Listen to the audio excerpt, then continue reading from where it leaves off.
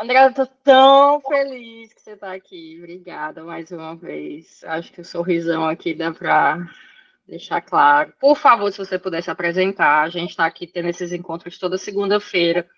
É, foi inicialmente para complementar a carga horária da residência de pediatria, mas também a residência de cuidado paliativo, que a gente ainda não está com residente, mas a gente tem os eletivos do pessoal, e aí complementou a educação dos colaboradores da nossa unidade de cuidados prolongados, mas somos poucos dedicados ao cuidado paliativo no país, você bem sabe disso, e aí a gente estendeu o convite, então acaba que tem várias pessoas de outros estados aqui que são profissionais, porque tem interesse de estar estudando, então tem muitas categorias profissionais também, então nem sempre o pessoal participa, são tudo acanhado, mas eu estou aproveitando horrores, não vou mentir para ti, então é um prazer a gente estar fortalecendo o serviço da gente, mas sempre que a gente percebe que a gente ainda não tem algumas referências no setor, ou a gente tem alguém muito bacana que possa complementar, né, nessa prática, a gente tenta fazer o convite. Então, estou muito feliz de você estar aqui, se você puder se apresentar, e aí a palavra é sua, aqui. Obrigado, Sinara. Bom dia a todos. Meu nome é André Luiz Santos do Carmo. Eu sou neuropediatra e sou também paliativista pediátrico.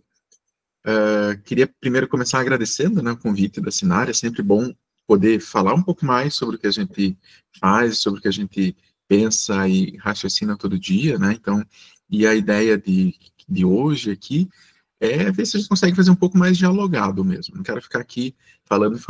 Então, fiquem à vontade, né? Não é uma palestra, nem nada nesse sentido. Então, por favor, colaborem.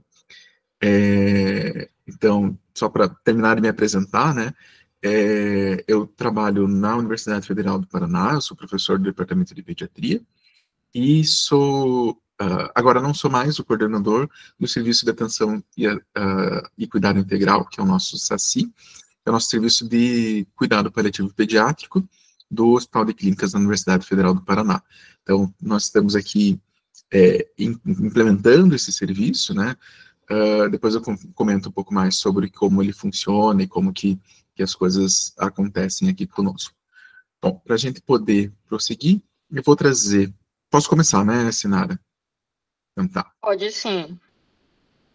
Então, só para a gente colocar, eu vou trazer aqui uma... Minha ideia é começar com um caso, tá? Uma amiga minha, aqui em Curitiba, estava, enfim, sabendo que eu gostava dessas coisas, enfim, ela encontrou no lixo um caderno de vacinação, um caderno do bebê. Esse caderno que está aqui. A família dela estava em casa, e aí uma vizinha dela, já idosa, faleceu, e os filhos foram tirando tudo o que tinha em casa, e aí ela encontrou isso aqui no lixo, e achou muito interessante para o pediatra, né? Parou para olhar do que se tratava. E aí, depois ela pegou, leu, né, e falou, nossa, o André vai gostar disso aqui. Então, para trazer uma ideia que foi encontrada, né, eu não tenho autorização da família, ok? Tem outras situações, mas só para a gente trazer uma ideia. Então, não sei se quem está habituado, talvez alguém que seja um pouco mais velho aí, já deve ter visto algo nesse sentido. É uma caderneta que vendiam e que era o álbum do bebê. Então, a ideia era contar, né, como faz a carteirinha hoje de vacinação, contar os primeiros passos do bebê. E aí ele vai trazendo algumas coisas, né, bem interessantes, que o bebê nasce, e aí vai trazendo os marcos, né, e ele vai trazendo alguns marcos físicos, né, então os primeiros dentinhos nasceram com 5 meses, 27 dias, mas aí a gente vai abrindo o livro e vai encontrando algumas coisas que não são tão assim. A gente chega aqui nos primeiros passos, e ele está em branco, está vazio, né? Então algumas coisas já físicas já não estão mais ali. A anotação do primeiro aniversário já não está mais ali. E aí tem um relato muito interessante, né? Nestas páginas, irei anotar outros fatos da sua vida, quando menino. Inês, devido ao parto, teve uma obstrução do canal medular. Disto ocasionou-lhe sérias complicações. O acúmulo de líquido cefalorraquidiano sobre o cérebro provocou-lhe vários distúrbios, como vômitos e diarreias. Em consequência, ela ficou muito magra. 2 vezes mais deu-se a ruptura dos vasos da medula. Até a situação tornou-se desesperadora. Aí a situação tornou-se desesperadora. A cada convulsão, corríamos a aplicar-lhe o balão de oxigênio. Durante as noites, ninguém dormia, observando a pequena. Sua cabeça, para defesa própria, ia alojar-se junto às costas. Os meses iam passando e nada de melhora. Até então, ela só aceitara leite materno. Quase aos 3, ela começou a alimentar-se com Cledon, e daí então iniciou o período de engorda. Por causa do grande crescimento de sua cabeça, começamos a fazer-lhe aplicações de rádio. Em um acontecimento, ia sendo esquecido. Na época em que ela não se alimentava, para que seu enfraquecimento não fosse total, eram injetados doses de soro glicosado. Um dia, porém, o farmacêutico vendeu um soro hipertônico no lugar do isotônico, indicado para seu caso. Isto causou-lhe a abertura de grande ferida que tomou 1/3 de sua perninha. Com a saída de 2 primeiros dentinhos, Inês teve uma disenteria acompanhada de vômitos e eczema no rosto. Aos 25 de abril, com quase 5 meses, Inês viajou de avião em companhia de sua mãe para o Rio. Lá foram passar o aniversário da sua avó materna e sua prima. Curta, mas amarga foi a sua existência. Quando completava exatamente 7 meses e um dia, Inês faleceu, deixando no coração dos que com ela conviviam uma imensa saudade.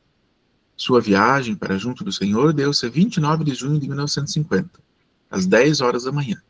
Era uma quinta-feira, dia de São Pedro. Desde terça-feira não se alimentava. Havia apanhado bronquite capilar. O catarro sufocava-lhe o nariz e a garganta, impedindo que o alimento fosse ingerido. O que pela boca entrava, saía pelo nariz. Como sofreu durante aqueles dias a minha filhinha. À 1 da madrugada do dia 29, iniciou-lhe o período de agonia. Ela ficou até quase às 7, com 42,5 de febre. Foi tentado o salvamento de sua vida com um balão de oxigênio e com injeções de streptomicina e penicilina. Entretanto, a primeira das injeções ela tomou 15 minutos antes de morrer, mas não a sentiu. Aqui termina um álbum que deveria ter sido uma recordação para aquele que fez seu escrito. Deus está com ela. Nós estamos consolados, mas imensamente saudosos.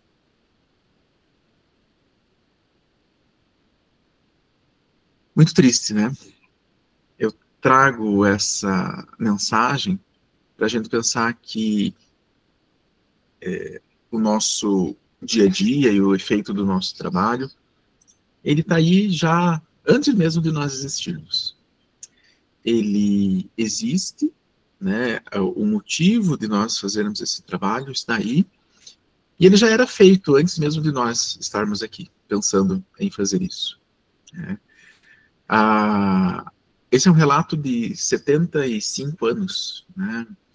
Em que mal se fala, não se falava em cuidado paliativo, em que jamais se pensaria nisso com uma criança, mas a gente consegue ver e entender a humanidade por trás daquilo que a gente vê no nosso dia a dia. Uma mãe que eu acho muito interessante como ela termina aqui. Primeiro, o relato cheio de dor, né, com lágrimas no texto, e como ela coloca aqui no final. Termina um álbum que deveria ter sido uma recordação para aquela que o fez ser escrito. Já entendendo a terminalidade, entendendo e trabalhando muito bem o seu próprio luto. Deus está com ela, ao entender que não cabe à família qualquer tipo de outra decisão. E que nós estamos consolados. A família traz essa ideia de que essa terminalidade, esse evento, foge do que a família podia fazer, mas que, além de consolados, estão imensamente saudosos, né, trazendo todo esse sentimento de ambiguidade que a gente tem, né, quando um de nossos pacientes parte, um de nossos pacientes se vai. E acho que essa é a reflexão que a gente precisa ter e precisa entender e compreender quando a gente vai tratar, assim, de crianças que têm certas dificuldades, né, e que nós vamos entender um pouquinho mais. A Sinara me trouxe um desafio da gente pensar em quando indicar, né? Acho que, como a Sinara falou, todo mundo aqui tem algum grau de já conhecimento acerca de cuidado paliativo, e às vezes, se não tem um conhecimento, tem algum conhecimento prévio, né? E algumas ideias que às vezes a gente precisa entender um pouco melhor. E aí a gente tem que entender quando que é indicar. Isso é um desafio, né? Não é tão simples assim. A gente precisa lembrar qual é o perfil do paciente, e aqui eu vou falar do paciente neuropata, do paciente neurológico.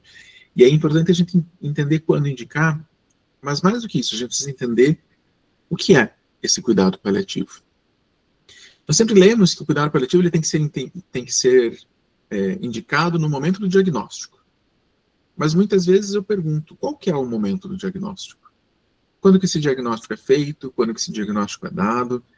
Se a gente parar para pensar ou olhar bem os casos que a gente atende, e muitas vezes esse diagnóstico ele vai sendo subentendido pela família, mas ele não chega a ser dado, né, daquela forma, em especial dos pacientes que são neuropatas.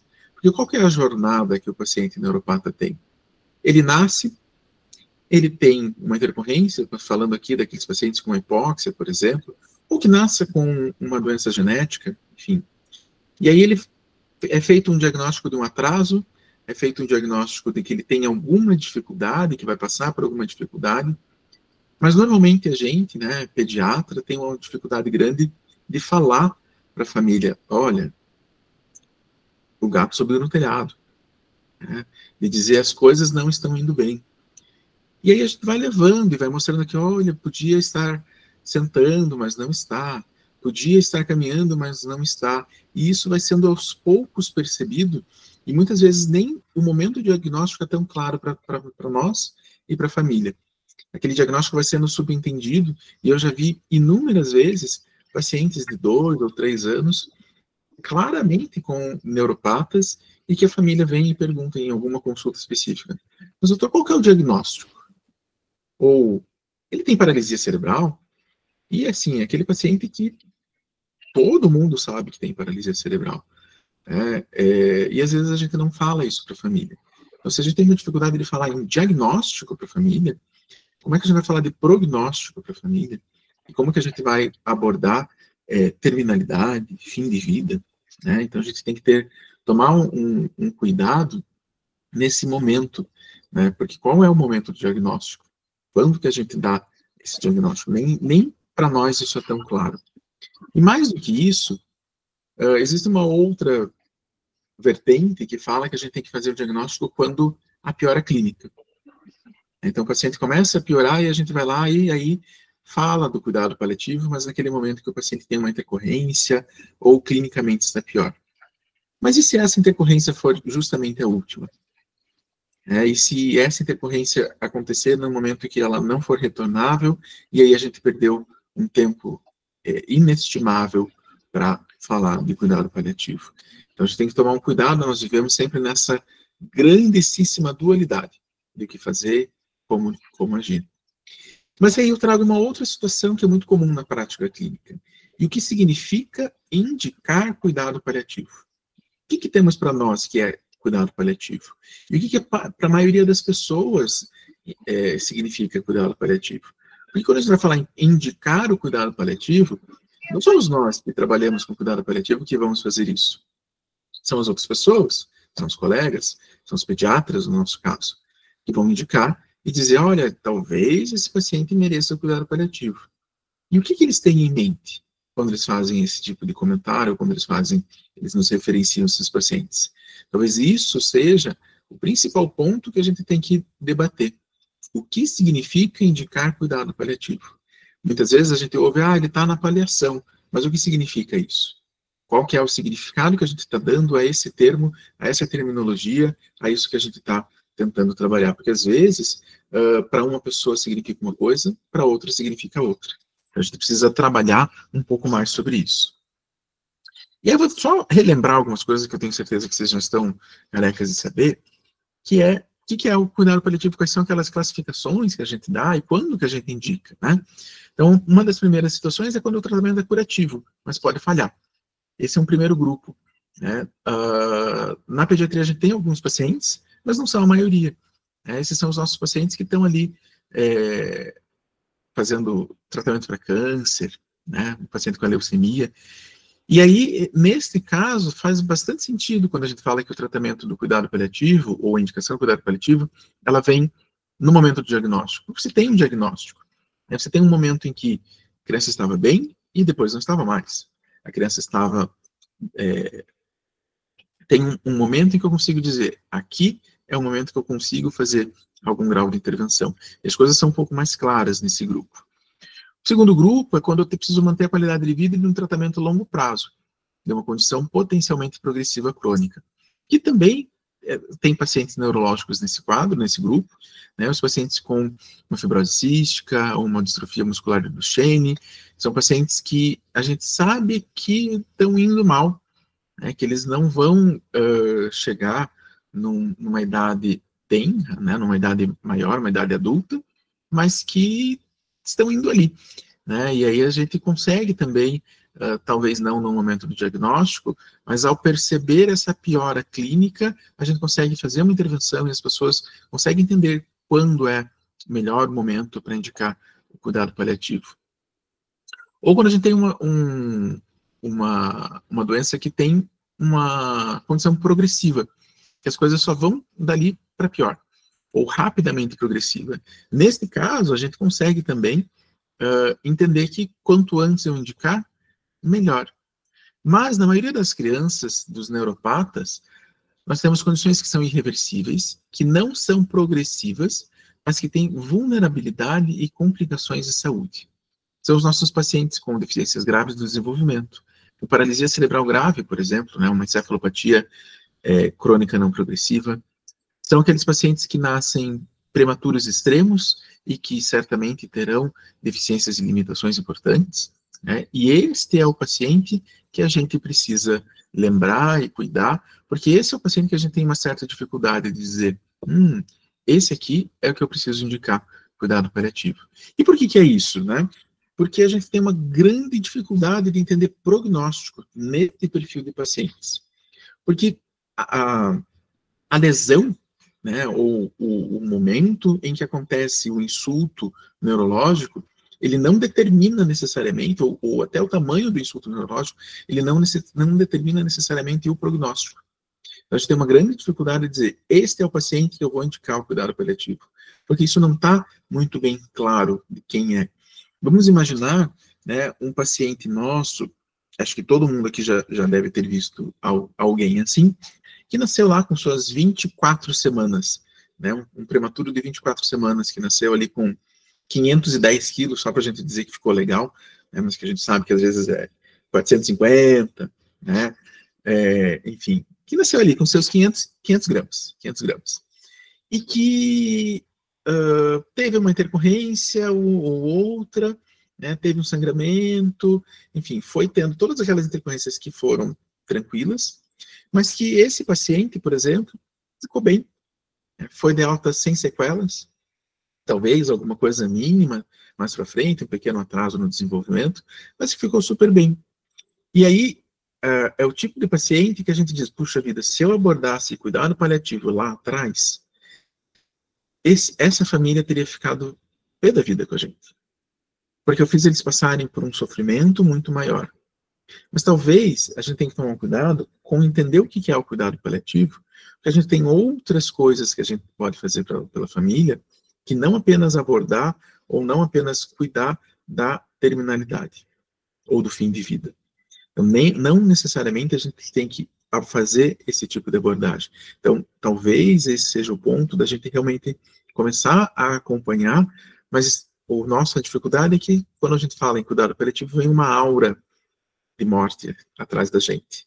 E aí, esse é o trabalho que, aos poucos, a gente precisa ir cuidando e trabalhando, e a gente tem visto cada vez mais as pessoas nos chamando nas UTIs ou nas unidades e nos colocando para ter esse tipo de conversa difícil, falando, olha, esse paciente tem um prognóstico que não é tão bom, e que muitas vezes depois ele volta no nosso ambulatório super bem e a gente consegue dar alta. Né? E aí a gente precisa entender que a indicação de cuidado paliativo, ela não é necessariamente uma indicação de fim de vida. A gente precisa só tomar esse cuidado, né? Só para a gente passar. Por quê? Porque nós estamos falando esse gráfico aqui, eu acho excelente, ele já tem que ser atualizado, mas ele nos traz algumas informações importantes de quem é o nosso paciente, qual é o grupo do paciente neuropata. O grupo do paciente neuropata é esse grupo aqui, ó. É o grupo número 4. E por que é importante a gente cuidar e pensar e indicar o cuidado paliativo assim que alguém pensar que deve indicar o cuidado paliativo? Não necessariamente no diagnóstico, mas quando a gente pensa, esse paciente merece. Porque muitas vezes ele vem com uma funcionalidade que não é boa, com um quadro funcional que não é legal e que vai deteriorando com o passar do tempo.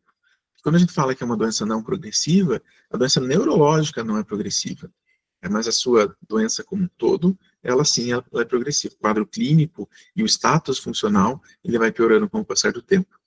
E aí, aqui, é quando ele interna com uma pneumonia ou uma infecção urinária, faz uma sepse, e aí ele tem uma chance de ficar bem, voltar para sua casa, não na mesma funcionalidade, né, mas ele tem uma chance grande de ir a óbito, e aí esse paciente a gente já devia ter abordado anteriormente. A gente precisa entender algumas coisinhas aqui quando a gente vai falar de indicação de cuidado paliativo. A cada 50 mil crianças em um ano, 8 vão morrer por doenças ameaçadoras da vida, sejam 3 oncológicas e 5 de outra causa. Mas de 60 a 80 terão uma doença limitadora da vida. Né? E 30 a 40 destas necessitarão de cuidados paliativos especializados. Nós estamos falando a cada 50 mil crianças de 30 a 40. Não é muito, não é tanto assim. Mas, né, se a gente pegar aí, quantas crianças tem em Fortaleza? Agora tu me lascou. Não faço ideia também, Nara. Mas eu tinha feito um cálculo aqui para Curitiba e é muita gente. Tá? Em Curitiba eram 210 mil crianças em 2010. Opa! Isso significava que a gente precisaria ir de atender em torno de 4 vezes 8, 320 crianças, o que claramente não tem equipe suficiente para atender em cuidado paliativo especializado esse número de crianças na nossa cidade, aqui em Curitiba. Eu joguei rapidamente aqui no senhor Google e ele me disse que população entre 0 e 6 anos, aproximadamente 200 mil crianças. Aí, ó, vocês conseguem atender 320 crianças em cuidado paliativo? Assim, atender, difícil, né? Então, a gente vê o quão longe a gente está disso aí. Então, só para fazer algumas reflexões, né? Lembrar quem é o neuropata. O neuropata, ele é aquele paciente, em geral, 50% a 60% dos neuropatas, eles são aqueles pacientes com uma encefalopatia crônica não progressiva.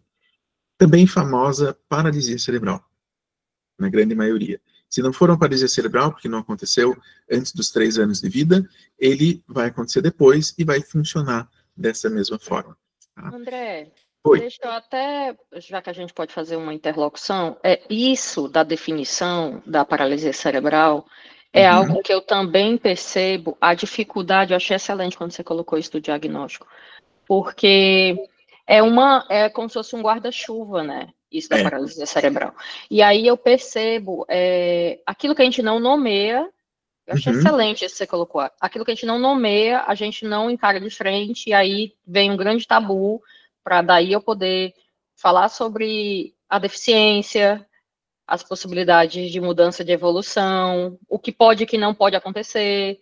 Então, assim, falar da paralisia cerebral, eu percebo que é um grande tabu, por mais que ele seja um grande guarda-chuva. E nas condições da Neuroped, esse guarda-chuva ele engloba diversos diagnósticos. Meu Deus do céu, diversos. E aí, assim, ele surge e some. Ele surge e some. Então, eu achei, assim, só para reforçar, assim, que realmente foi... Eu botei perfeito, assim, nessa colocação, porque é algo que a gente vê muito frequente. O diagnóstico, ele vem e some. Eu fico confusa. Tanto que agora está com uma rede de diagnóstico nacional, dessa coisa do diagnóstico da criança com paralisia. Eu acho que estão tentando fazer dados epidemiológicos, porque, de fato, eu acho que é uma coisa, até a definição em si, ela é meio, particularmente, eu me sinto confusa como pediatra, porque é algo que se fala, mas não se fala. Fala para quem? Fala para que perfil? E aí, só para te dizer que, se puder, depois falar um pouquinho melhor, claro. Eu até agradeço também. Tá bom. O que é a paralisia cerebral, gente? Só para a gente entender. Paralisia cerebral realmente é um termo guarda-chuva. Ela é uma síndrome neurológica e que ela é composta por uma série de outras situações e comorbidades diferentes. Então, paralisia cerebral, por definição, é um atraso ou uma perda de função motora que acontece por uma lesão cerebral no cérebro em desenvolvimento. O que significa? Que até em torno dos 3 anos, qualquer lesão cerebral que leve a uma paralisia motora ou uma perda motora, funcional motora, é paralisia cerebral. Então, daí a gente tira que, por exemplo, aquelas crianças ou aquelas pessoas que, tendo uma paralisia cerebral, podem ter tido um AVC intraútero ou ali no período neonatal e que tiveram uma monoplegia ou uma diplegia, hemiplegia leve ou hemiparesia leve e que tem uma perda funcional num braço, por exemplo, ou numa perna. Essa pessoa tem paralisia cerebral, mas não necessariamente ela tem deficiência intelectual. Às vezes a gente usa o termo como sinônimo, tá? E talvez seja uma dificuldade que nós da neuro tenhamos criado assim. Por quê? Porque é uma associação muito importante, que acontece com muita frequência. E aí a paralisia cerebral, ela foi classificada em uma série de acordo com uma série de... existe uma série de maneiras de classificar a paralisia cerebral. Então, você pode classificar por fenômenos motores, o que acontece junto da paralisia cerebral, por localização, se ela é mono, di, para, tetra, né, que é o que a gente está bem acostumado a entender, mas a gente precisa, isso relativamente novo, né, foi colocado na década de 80, então, novo no sentido de que já está bem estabelecido, mas a gente não está pensando tanto nisso, quem não trabalha diretamente com isso, que são as classificações motoras funcionais, né? Classificação motora funcional mostra, assim, o que este paciente é capaz de fazer, mostra a funcionalidade dessa criança. E essa classificação, ela nos ajuda a entender um pouco mais. A maior parte das crianças com paralisia cerebral, ela tem uma paralisia cerebral leve, quase 40%. Isso significa o quê? Paralisia cerebral leve, ela costuma não ter muitas comorbidades, e é aquela criança que tem uma dificuldade pequena para subir uma escada, que precisa de um corrimão, o que consegue, ou às vezes não precisa nem do corrimão, tem uma dificuldade, mas dá o seu jeito. Mais ou menos aí 20% tem uma classe funcional 2, que vai precisar de uma bengalinha, ou que vai precisar de um apoio um pouco maior, mais substancial. Depois a gente passa para mais ou menos 15% aí, 15, 20% também, no nível 3, uma classe 3, que ele vai só com a cadeira de roda. Não consegue sem a cadeira de roda. Então já não sobe escada, já tem uma dificuldade um pouco maior. Mas ele sozinho na cadeira de roda dá um jeito. E aí, se a gente parar para pensar, a gente conhece também um monte de paciente que é assim. O nível 4, ele precisa da cadeira de roda, mas ele consegue, se a cadeira de roda for motorizada, ele vai sozinho também. Então, ele precisa de uma cadeira de roda motorizada. E vai. E o nível 5, nem com a cadeira de roda motorizada. Ele só é carregado. Então, normalmente, o nível 5 é o que tem maior comorbidade. Nível 4, nível 5 é os que têm maiores comorbidades. E aí são pessoas que são restritas ao leito, e, em geral, esse nível 4, nível 5, são crianças que têm uma associação, no nível 5, por exemplo, acima de 95% tem deficiência intelectual associada, profunda. Mas 5% não tem, você tem que tomar um cuidado. Mas eles é onde tem uma maior associação com outras comorbidades, e é onde a gente vai encontrar aquele neuropata, que também é pneumopata, pela própria dificuldade motora, ou aquela criança que tem a deficiência intelectual, né? E aí a gente precisa entender um pouquinho mais isso. Por quê? Porque quando a gente fala em paralisia cerebral, a primeira coisa que nos vem à cabeça é o nível 5. E isso aqui é 10, 15% do total das crianças com paralisia cerebral. Tá? Por isso a gente tem essa dificuldade. Porque eu não consigo, lá atrás, quando eu tenho um insulto perinatal, ou enfim, o insulto, eu não consigo dizer com clareza qual é a criança. Para onde que ela vai? É 1, 2, 3, 4, 5. Não consigo dizer. E aí cabe a gente entender que nível 1, nível 2, normalmente tem uma funcionalidade excelente e não vai ter nenhum tipo de limitação, a não ser uma dificuldade ou outra motora, né? Já os níveis 3, 4, 5 tem uma chance maior de ter deficiência intelectual associada e ter outras funções cognitivas prejudicadas. Por exemplo, essa criança que está aqui na imagem, né? Apesar de a gente dizer, olha, não consigo definir muito bem no momento, mas a gente percebe que essa é uma criança que muito provavelmente vai ter uma limitação motora importante e uma associação com deficiência intelectual importante também. Só de olhar a imagem. Mas isso não é tão claro na maioria das vezes. Então a gente tem que tomar um certo cuidado com relação a isso. E aí vou continuando aqui, eu vou trazer algumas situações que é importante. Né? E aqui a gente está falando aqui do nível 5, nível 4, nível 5 mesmo. Que é aquilo que a gente vê no dia a dia e que já existem estudos falando sobre isso. De que a criança com a paralisia cerebral, ela tem um ponto de inflexão. O que é isso? Ela vem vindo bem, ou na medida do possível bem, e aí ela tem uma pneumonia. Ela vai para o hospital, trata essa pneumonia daquele jeito que a gente sabe, né, com muita dificuldade, um mês internado, né, mas em geral, nesse ponto aqui, ela sai pior do que ela entrou. Acho que o pessoal que lida bastante com adultos, eles têm nos idosos aquela ideia chamada de fragilidade, né? Eles trabalham muito com fragilidade. E a gente não importou isso ainda para as crianças. A gente precisa começar a estudar e pensar um pouco sobre isso. Porque como é que a gente vai dizer que uma criança com paralisia cerebral restrita ao leito, que não mexe nem o pescoço, ela não é frágil? Não tem essa fragilidade. Então, é disso que a gente está falando. Eles têm um nível de função tão baixinho que a hora que acontece alguma coisa, essa função cai. Né? E é esperado que quando essa criança melhore, se ela comia pela boca, talvez ela não coma mais. Né? Ou se ela entrou sem oxigênio, vivia bem, talvez ela tenha que ir embora com oxigênio domiciliar. Então, a gente precisa entender, e principalmente quem faz essa transição do agudo para o crônico, e muitas vezes, e aí mostrar para a família que muitas vezes a criança não vai realmente voltar do jeito que ela entrou. Ela vai sair um pouquinho pior. E muitas vezes a gente quer dizer que sempre vai sair um pouquinho pior. Às vezes muito pior, às vezes nem tanto pior.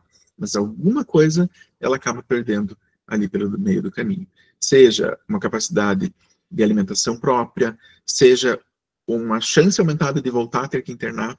Né? Então são coisas que vão acontecendo. E aí, lembrando que a gente precisa cuidar de algumas coisas, né? Nossas crianças crônicas e complexas, que são esse tipo de crianças, eles usam polifarmácia. E a gente tem que cuidar disso.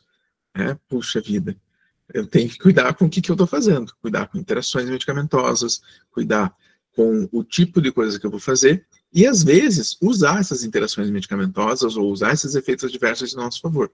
Né? A gente pode fazer isso. Quando a gente vai falar de controle de sintomas, a gente precisa lembrar que isso aqui é um mapa simplificado do nosso metabolismo humano. Simplificado, tá? Então, vamos lá, 5.000 proteínas diferentes é o que nós codificamos. E aí a gente entende que se eu resolver usar uma medicação que vai agir aqui, provavelmente, a hora que eu puxo isso aqui para cá, alguma coisa aqui vai sair do lugar. Tá? E é mais ou menos disso que a gente está falando quando a gente começa uma medicação para criança e diz, meu Deus, ela piorou muito. De outra coisa que não estava no rol de sintomas que eu estava buscando. Por exemplo, eu tenho uma criança com paralisia cerebral e epilepsia, e aí eu resolvo que ela está tendo muita crise. Eu vou lá e começo uma medicação para dar uma segurada. Boto um benzodiazepínico. Bom, benzodiazepínico aumenta a secreção. Se aumenta a secreção, ele vai ter uma chance maior, vai fazer mais secreção ao longo do dia, vai ter uma chance maior de fazer uma infecção respiratória. Porque eu tentei tratar um sintoma, eu piorei outro. Então, eu preciso lembrar que nossos organismos são complexos. E o equilíbrio nessas crianças ele é mais complexo ainda. Tá? E aqui, para a gente lembrar que muitas vezes, algumas medicações que a gente tem, eles não vão imaginar que aqui eu tenho um sintoma que eu quero trabalhar. Aqui eu tenho outro sintoma, que eu tenho uma funcionalidade adequada, mais ou menos. E aí, eu faço uma medicação para tentar combater aquele sintoma. Preciso entender que a medicação, ela não vai melhorar 100% do sintoma. Então eu estou fazendo ali uma propantelina para melhorar a salivação. Funcionou 100%? Provavelmente não. A gente sabe que não, as coisas não funcionam 100%. Mas pode ser que ela pegue alguma outra coisa e faça algum outro sintoma que a gente não estava gostando. Lembrar, por exemplo, às vezes o pessoal usa, pensando em salivação, usa um tricíclico para diminuir a salivação. Ótimo, mas aí vai constipar. Então tem que tomar um cuidado que às vezes a gente tem que fazer. Outro cuidado que a gente precisa ter com o neuropata que a gente tem que levar bem em conta, que idade e indicação em bula nem sempre são a maneira como a gente vai usar. Tá? Olha esse aqui, ó, Depaquene, né? Acho que todo mundo tem algum paciente neuropata que usa ácido valproico. Se a gente for olhar aqui na bula, uso adulto e pediátrico acima de 10 anos. Espera aí, eu posso usar o Depaquene só acima de 10 anos? Se a gente for seguir só o que está na bula, é isso mesmo. Então, tem que tomar um cuidado com algumas indicações, porque, apesar da gente usar com muito cuidado, né, nem sempre, nem tudo vai estar bem descrito. Então, às vezes, a nossa experiência precisa se sobrepor. Senão, né, eu falo isso sempre para os residentes, se a gente fosse só seguir protocolo, né, o ChatGPT roubava o nosso emprego. A gente tem que saber entender que a gente pode fazer umas coisas um pouco fora da caixa. E aí, entendendo isso, né, e trazendo isso para nossa, quando que eu vou indicar o cuidado paliativo, eu preciso entender uma coisa chamada objetivo de cuidado. O que é o objetivo de cuidado? É entender o que eu quero fazer, qual que é o meu objetivo com esse paciente, até onde eu quero chegar, o que eu quero fazer com ele, o que eu quero que ele saia melhor do meu atendimento. Né? Porque eu preciso entender o impacto daqueles sintomas e o impacto do tratamento. E aí eu vou usar um exemplo que eu sempre falo quando eu vou falar sobre isso na neuro. Às vezes eu tenho uma criança que tem 50 crises epiléticas por dia. 50 é muito, 50, ok. 10 crises epiléticas por dia. 10. Já está usando 4 medicações. Aí vem na consulta, e aí o neuro fala assim, não, mas 10 é muito. Aqui, ó, no livro fala que não é para ter nenhuma. Vamos começar um quinto medicamento. E aí a criança vai lá e afunda, porque eu estou usando uma medicação que vai deixar mais sonolenta, vai trazer algumas dificuldades. Eu tenho que tomar um cuidado se o impacto dos sintomas é ok. Que era uma criança que tinha 50, agora ele está tendo 10, a família está de boa. Mas a gente às vezes quer tirar e deixar sem nenhuma. E a gente vê muitas vezes isso acontecer. E aí, vamos começar aqui um canabidiol. A família se desdobra e entra com processo e faz vaquinha para começar uma medicação que, puxa, a vida vai melhorar? Não vai melhorar tanto. Então a gente tem que tomar um cuidado com o que a gente vai fazer. Para a gente entender um pouco também da indicação do cuidado paliativo, quando indicar, quando fazer, a gente precisa entender a mortalidade da paciente com paralisia cerebral. E comparar isso com a nossa população em geral. É maior, obviamente, né? Para qualquer nível, ela é maior, a mortalidade que a população em geral. Então, para criança com pessoas com paralisia cerebral, o pico de óbitos é entre 35 e 64 anos. Metade vai a óbito com essa idade. Enquanto que isso aqui é um dado francês, após os 80 anos, 80% da população em geral vai a óbito. Então, a gente está lidando com um óbito muito mais precoce. Quando a gente vai olhar mortalidade, pacientes com paralisia cerebral e deficiência intelectual, que são aqueles pacientes que eu estava falando ali do nível 4 e 5, a mortalidade deles é 50% antes dos 25 anos. Puxa vida, é alta, né? Uma coisa extremamente alta.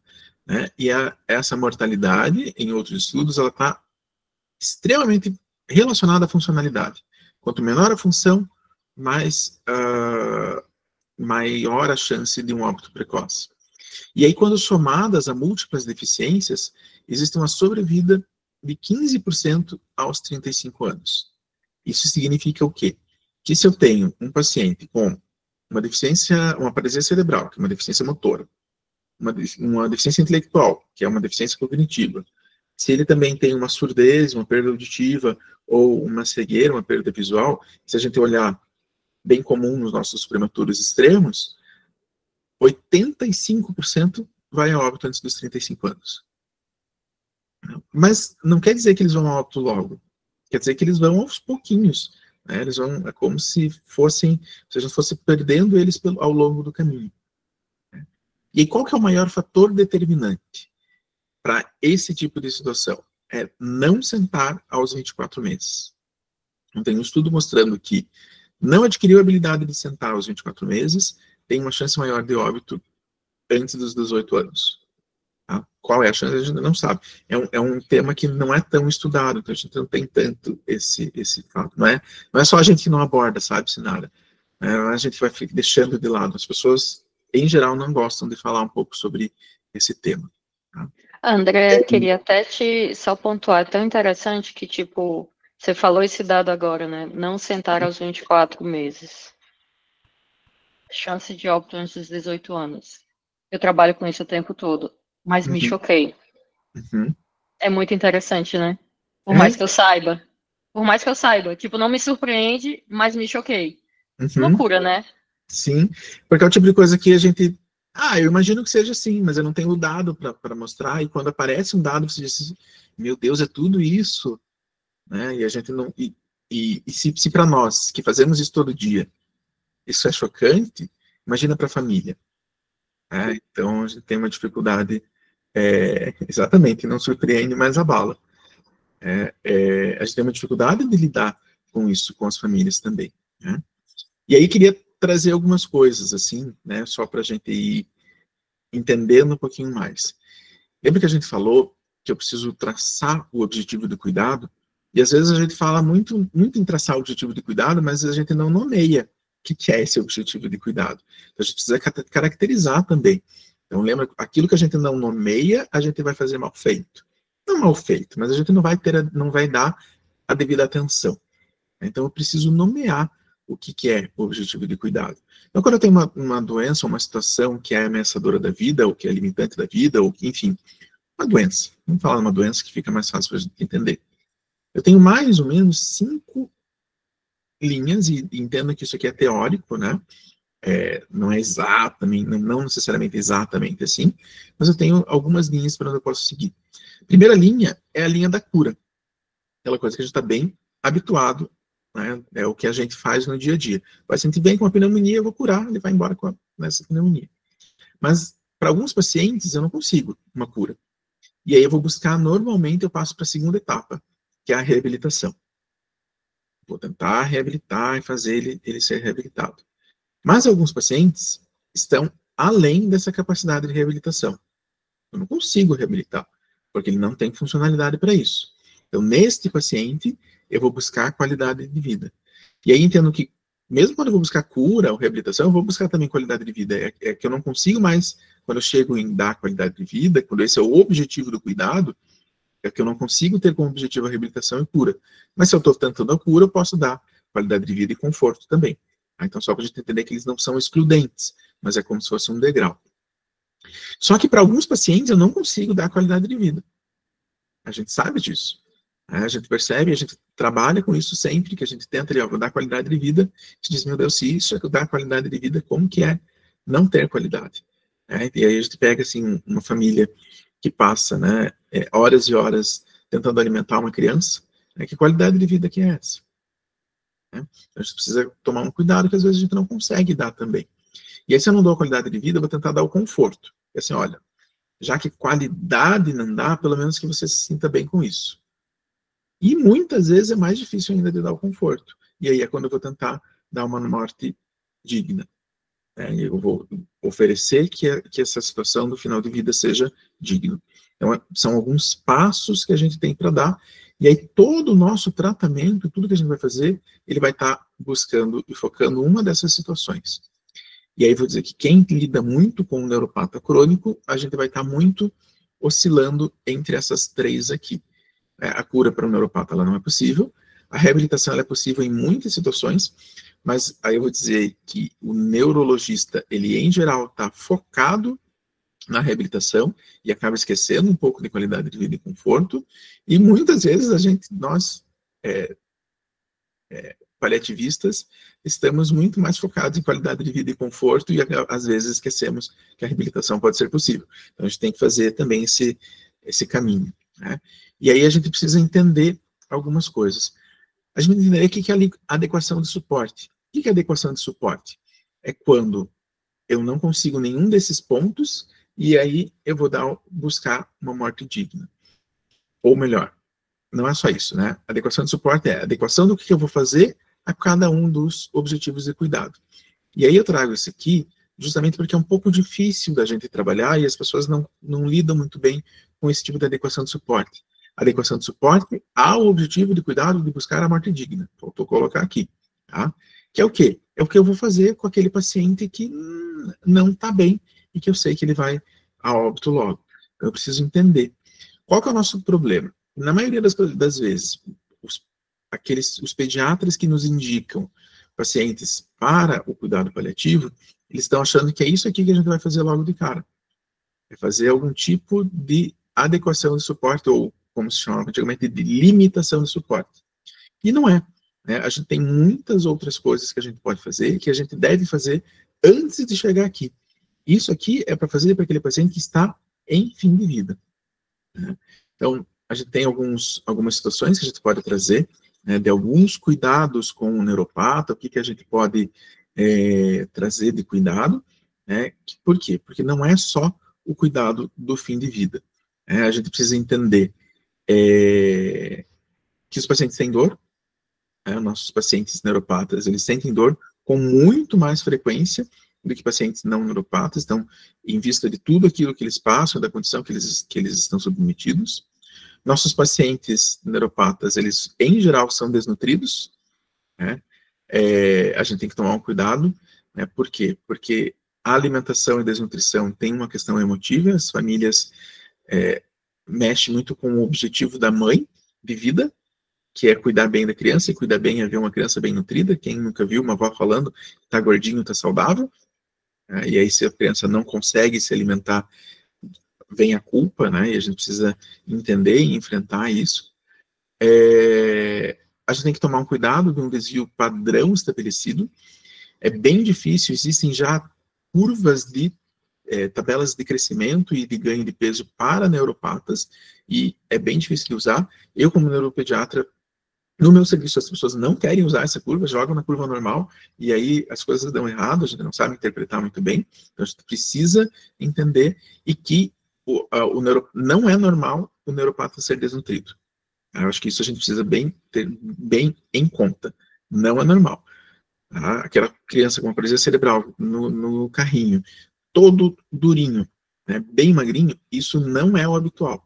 Ou melhor, isso é habitual, mas não é normal. Não é o que a gente tem que ver. Tá? A gente precisa buscá-los com um nível de nutrição adequado. Por quê? Porque isso já é comprovado que uma desnutrição é um fator impactante no desfecho óbito para essas crianças, ou na quantidade de vezes que eles vão internar com pneumonia ou com outras afecções agudas, outras intercorrências agudas. Então, nutrir é fundamental. E qual que é a nossa dificuldade? As crianças têm muita disfagia. As crianças com paralisia cerebral, elas têm disfagia. Por que elas têm disfagia? Porque engolir é um ato mecânico e paralisia cerebral é uma doença mecânica. Né? Então, elas costumam ter bastante disfagia. Né? Mais ou menos, isso está associado ao baixo peso. Por quê? Porque a criança não consegue comer, a família não quer passar uma sonda, a gente não quer se indispor com a família e vai ficando. Né? A criança está lá passando fome, porque passa fome, né? A gente tem que ser bem claro, né? Se ele é magrinho daquele jeito, ele está passando fome, ele está com fome, só que ele não tem capacidade de nos dizer, estou com fome, ou de levantar e pegar a sua própria comida. Então a gente precisa lembrar disso, né? E aí quando a gente lembra disso, a gente tem que pensar em nutrição interal mesmo, né? Pensar em tubos substituíveis, gastrostomia, enterostomia. O que a gente pode fazer? Gastrostomia, não sei como é que é a experiência de vocês, mas aqui no Sul, muito difícil. As famílias não querem e não aceitam. Né? Não aceitam fazer. Porque é difícil, é mutilante, é uma coisa difícil de fazer, e mostra para a família que ela falhou, né, na alimentação e na nutrição, né, daquela criança. Então a gente precisa indicar. E quando que eu indico gastrostomia? Para trazer um resumo assim, de alguns estudos, 6 semanas, se a minha previsão de usar sonda, passar de 6 semanas. Nos pacientes neuropatas, se eu passei sonda, olha, sinto dizer, mas provavelmente vai passar de 6 semanas. Então já tem indicação de fazer gastrostomia. E a gente não faz. Né? Por quê? Porque vai dar trabalho, porque não sei o quê, porque as famílias não querem, não quer convencer. Então a gente tem que fazer isso um pouco mais. Tá? Eu vou passar aqui um pouquinho mais rápido, senão que a gente já não está com muito tempo. Né? Uma outra coisa que eu sempre gosto de comentar para essas famílias que têm uma disfagia é a desconexão laringotraqueal. Desconexão laringotraqueal é um procedimento cirúrgico que é mutilante, mas que pode ajudar muito esse tipo de criança que nós estamos lidando. Né? Que tipo de criança? Crianças que eu sei que não vão conseguir engolir, que tem uma disfagia importante. Eu sei que não conseguem verbalizar, então não tem um problema da gente indicar uma traqueostomia, que provavelmente em algum momento da vida delas, elas vão passar e ter uma indicação de traqueostomia, porque o cuidado vai ser melhor. Então, a paciente que tem disfagia traqueostomia, eu tenho que pensar em fazer essa cirurgia, que é uma desconexão. Eu corto a traqueia, né, e ele não conecta mais com a via respiratória e a via digestiva. E aí a criança consegue não engole mais a saliva, ou melhor, não se afoga mais com a própria saliva, não tem broncoaspiração, né? Isso diminui muito a broncoaspiração e dá uma sobrevida muito maior de qualidade para essas crianças. Então, só para a gente entender que é uma possibilidade da gente utilizar. E aí, para a gente ir terminando, a gente precisa lembrar disso aqui, porque é esse tipo de situação de objetivo de cuidado que vai nos dizer quando que eu vou indicar o cuidado paliativo e o que eu vou fazer. E aí, só para encerrar, Sinara, que eu vi que o tempo está já se encerrando, só para apresentar aqui o nosso grupo. Tá? Então, esse aqui é o nosso SACI, é uma equipe multiprofissional e multidisciplinar. Né? Temos eu, o professor Baltar, que é neonatologista, a Natália, que é farmacêutica, a Zaira, que é enfermeira, a Solange, que é assistente social, a Roberta, que é físio, a Mariana, que é nefropediatra, e a Ana Paula, que é intensivista pediátrica. Então, todo mundo é o nosso grupo de cuidado paliativo. Faltou a Ana Carolina, que é a nossa nova aquisição do grupo, que é neonatologista também. Então, a gente tem um grupo que vai trabalhando, né, e aqui eu gosto de trazer esse slide, que é um slide que as famílias mandaram depois do óbito, né, para a assistente social, a Solange, comunicando e vendo como que as coisas são, como é que saíram, como é que foi, né, a gente mantém um grupo de mães enlutadas e consegue ir trabalhar com elas depois e conversar. Então, uma vez a cada 2 meses a gente se reúne, nem que seja online, para conversar como é que elas estão e ver como é que elas estão lidando com isso e tentando auxiliar e ajudar. E isso faz realmente diferença na vida dessas crianças. Aqui é um paciente que a gente tratou, né? Então ele foi para casa, ele foi a óbito com 2 aninhos e ele foi para casa, ele ficou em casa 4 meses só. Em toda a vida dele, ele ficou em casa 4 meses. E ele faleceu em casa. Né? Ele foi a óbito em casa e foi... e aqui é uma visita que a Solange foi até a casa da mãe, depois do óbito, para ver como é que elas que estava e trazendo essa ideia de que o cuidado paliativo ele vem com a ideia de fazer essa abordagem, de entender e de cuidar do paciente enquanto ele está ali, mas também cuidar da sua família, entender e levar isso adiante. Então, para resumir, né, Sinara, a pergunta que você me fez, quando que eu indico? Quando eu achar que tem que indicar. Não tem um momento certo. Porque se eu não tenho um momento do diagnóstico, se alguém pensou, será que ele não merece ir para o cuidado paliativo? Ele merece. Tá? Esse é o ponto. Quando que a gente indica? Quando eu achar que tem que ir. Mas eu tenho um momento certo? Não tem.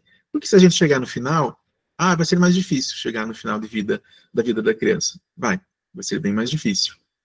Mas, a gente tem que trabalhar com essas dificuldades. Né? Mas se a gente chegar antes, também vai ser difícil. A gente vai criando mais vínculo e vai trazendo, e a gente tem menos coisas para fazer objetivamente, mas a gente vai fazendo conforme as coisas vão aparecendo, então também é difícil. Ou seja, é difícil. Simplesmente é difícil. Certo. Sempre é difícil. Ai, André, obrigada. Cara, que aula incrível. Não é um tema fácil, eu sei que eu trouxe um desafio para você. Muito obrigada. Eu queria te perguntar do grupo de vocês. Vocês são pareceristas, André? Vocês circulam? Nós circulamos. Bom, agora eu não estou mais, mas eu também era chefe da enfermaria. Agora eu não sou mais chefe da enfermaria. E aí, no fim das contas, a gente era parecerista, mas volta e meia internavam comigo, né? Daí internavam com a gente. Mas era parecerista, tinha ambulatório? Tem ambulatório. Bacana, então é parecer e ambulatório.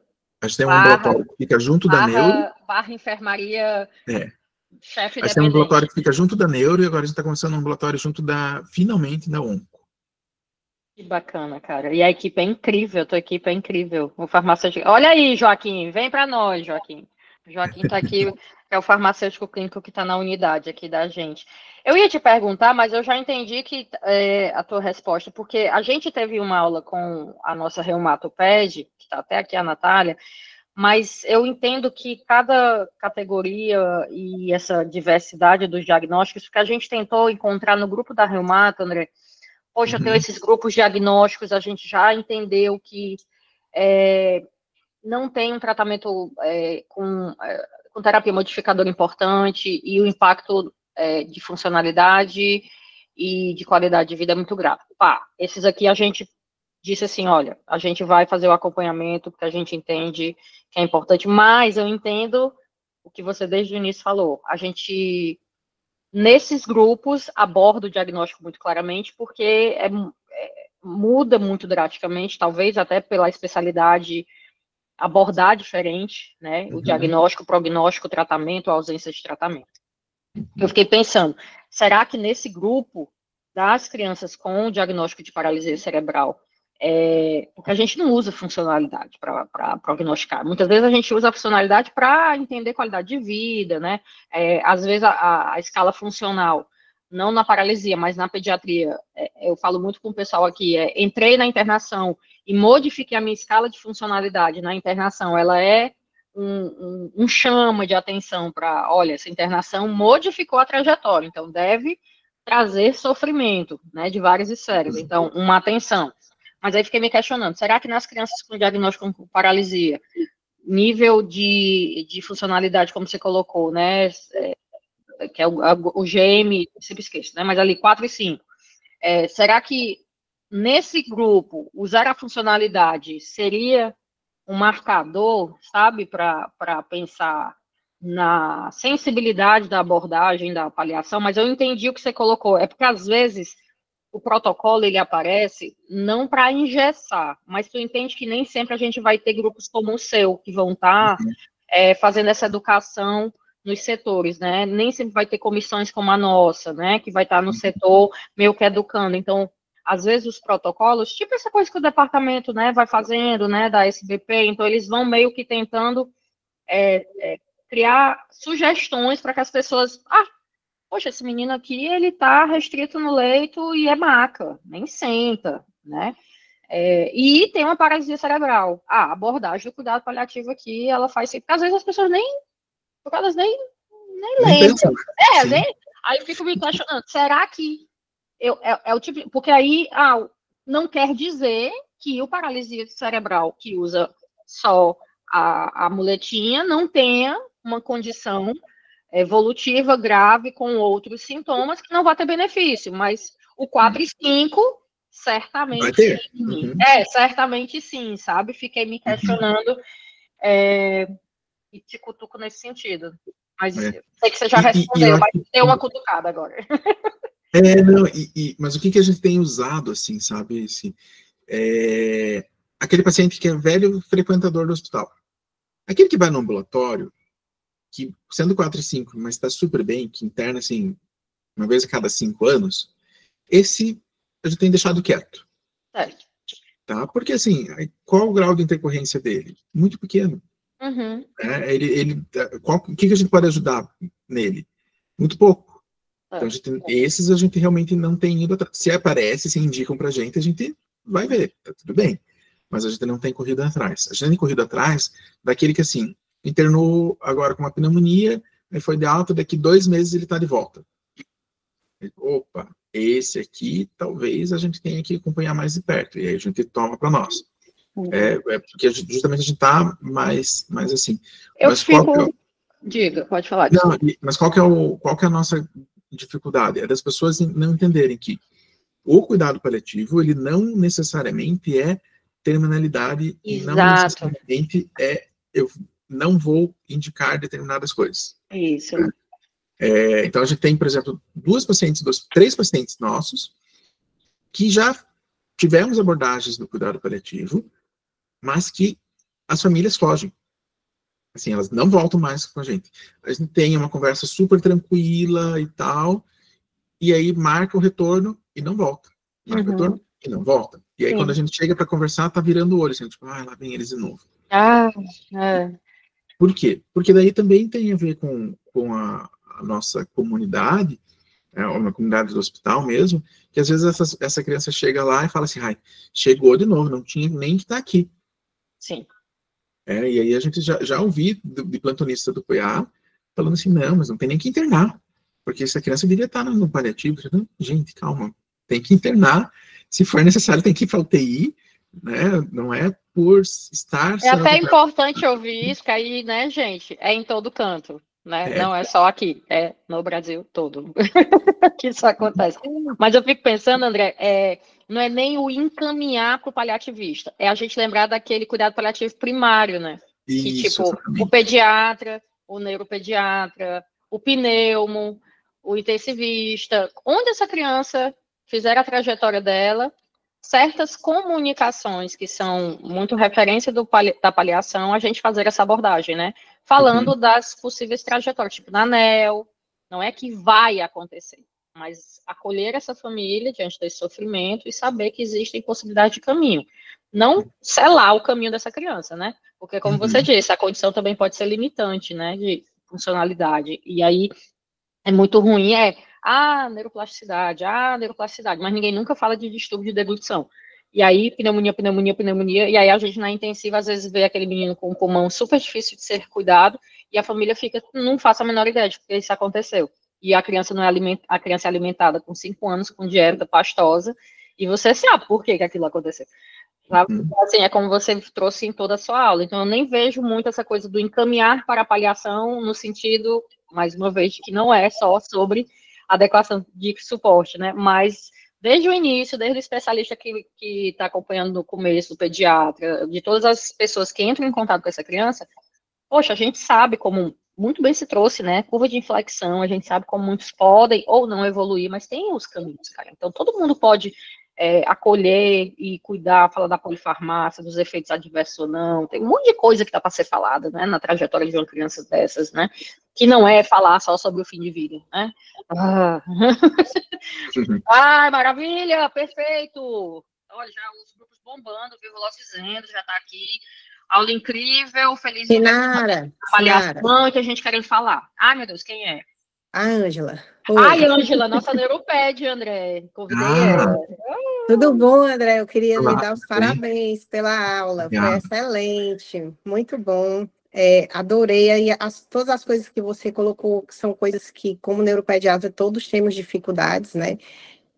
Eu faço só epilepsia atualmente, e na época, hoje eu nem faço mais consultório, mas na época que eu fazia, ainda chegava para mim, para você ver, crianças que chegavam pela epilepsia, quando eu ia ver a história, era uma paralisia cerebral, e o termo paralisia cerebral nunca tinha sido dito para os pais.